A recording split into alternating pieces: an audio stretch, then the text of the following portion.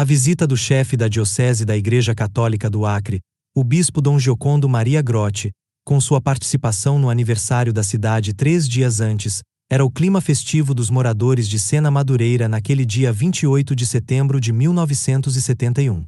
Apesar de tudo, nesse dia aconteceu um grande acidente aéreo da aviação comercial, o maior já ocorrido no estado do Acre.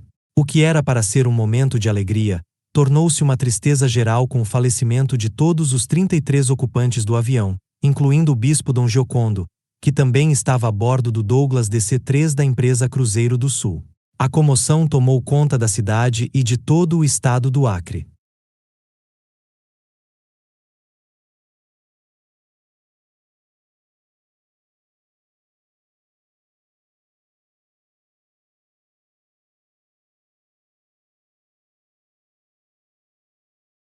O Douglas DC-3 da Cruzeiro do Sul, prefixo Papá, Charlie Bravo Vitor, havia decolado da cidade de Cruzeiro do Sul para realizar o voo 332 em direção a Rio Branco, capital do Acre, com escalas programadas nos municípios de Tarauacá, Feijó e Sena Madureira. A bordo da aeronave estavam 29 passageiros e 4 tripulantes, sua lotação total. Após levantar voo do aeroporto de Sena Madureira a seu destino final, o comandante Luiz Antônio de Castro Dutra de Menezes verificou que o motor esquerdo havia entrado em pane. Em seguida, tentou retornar a Sena Madureira, iniciando uma curva que levaria novamente o aparelho à pista de pouso. Porém, logo em sequência, o DC-3 caiu numa mata e explodiu, virando uma bola de fogo entre os rios Iacó e Caeté. Imediatamente, uma turma de socorristas partiu em direção ao local do acidente, onde foi constatado que não haviam sobreviventes.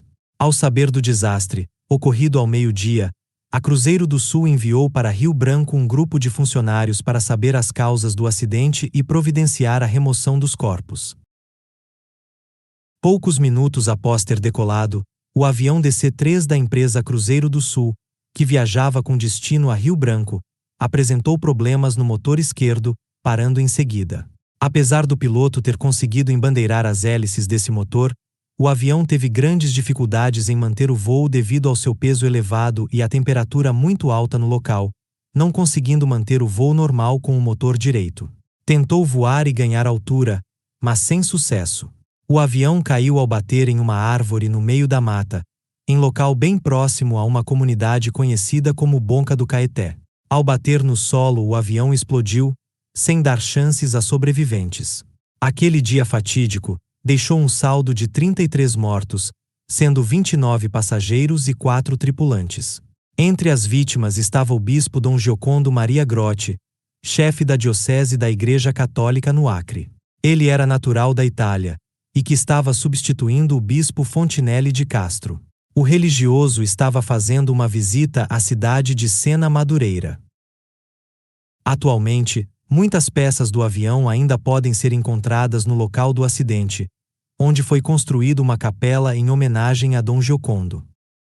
Mesmo após 53 anos desse ocorrido, essa tragédia ainda é lembrada com frequência pela população de Sena Madureira e também do estado do Acre.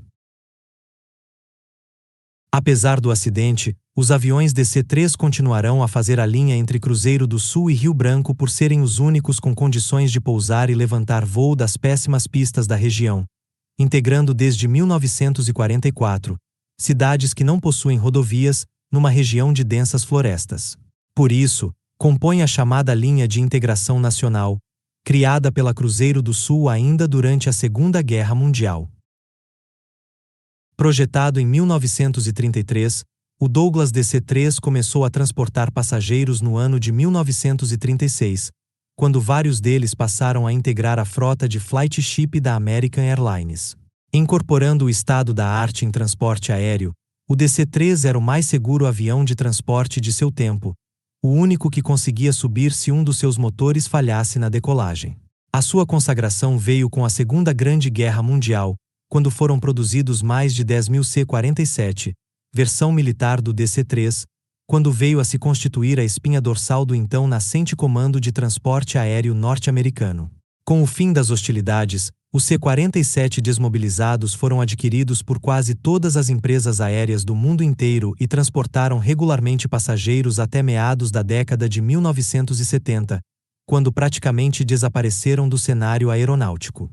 Incorporando a melhor tecnologia aeronáutica dos anos de 1930 e 1940, o DC-3 carecia de alguns dispositivos de segurança, que somente mais tarde foram desenvolvidos e incorporados aos novos turbohélices, que iriam tomar seu lugar no mercado do transporte aéreo de passageiros.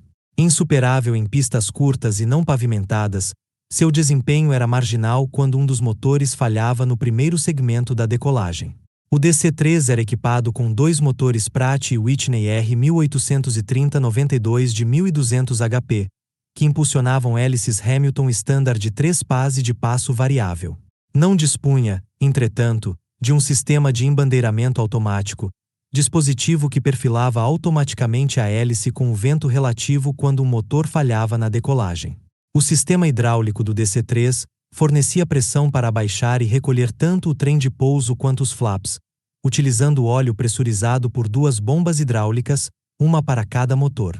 Para recolher o trem de pouso, o piloto primeiramente destravava o trem, movimentando para cima a alavanca de sua respectiva trava. Em seguida, colocava a alavanca do trem em cima. Mesmo com os dois motores e suas respectivas bombas hidráulicas funcionando normalmente, as duas pernas do trem de pouso não recolhiam simultaneamente devido à estreita relação entre a pressão disponível e a demanda do sistema.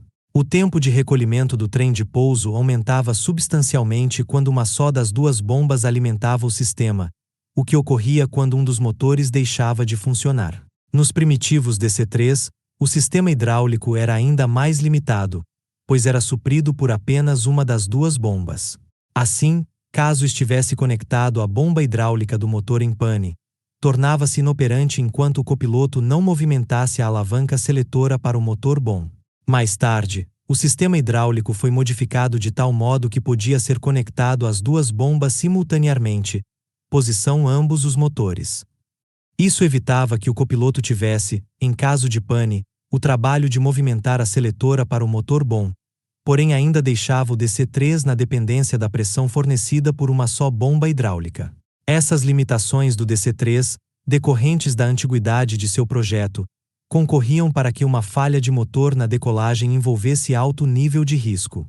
Quando um dos motores deixava de funcionar em pleno voo, o avião guinava para o lado do motor em pane, girando em torno de seu centro de gravidade devido ao momento gerado pela força de tração do motor bom. Por mais rápido que reagisse, o piloto não conseguia evitar que o avião inicialmente derrapasse e ficasse atravessado no ar, oferecendo maior resistência ao avanço.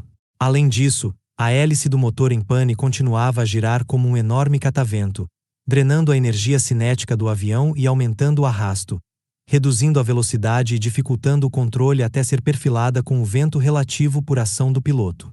O piloto de um DC-3 cujo motor falhasse subitamente no primeiro segmento da decolagem, dispunha de muito pouco tempo e de estreita margem de manobra para evitar o desastre. Caso demorasse a agir ou tivesse pouca sorte, via-se obrigado a perder altura para manter a velocidade do ar, acima da mínima de controle monomotor.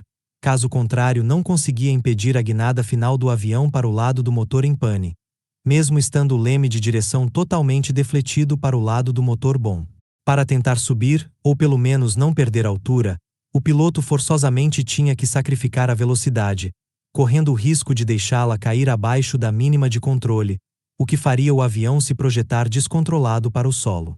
Assim, o piloto tinha de recolher prontamente o trem de pouso e embandeirar a hélice para conseguir manter o DC-3 voando, o que exigia ações rápidas e coordenadas de ambos os pilotos. A execução de qualquer curva em tais circunstâncias agravava a situação por aumentar o fator de carga e, consequentemente, a velocidade de stall. Voando nos limites de controle, o piloto às vezes não conseguia impedir que o avião perdesse altura e colidisse com o solo.